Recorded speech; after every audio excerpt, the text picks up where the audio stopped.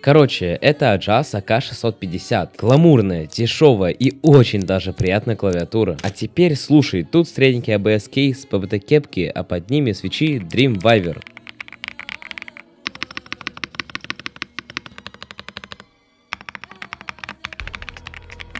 Довольно твердый гаскет маунт, хотя плей тут поликарбонатный. Из интересного тут есть сразу и небольшой экранчик, и приятный роллер. А клаве положили пуллер и провод. Сам борт выполнен в небольшом размере, который не будет занимать лишнее место. И конечно, тут присутствует 3 мод подключения и яркая RGB подсветка. Ссылка по традиции будет в моем телеграм-канале.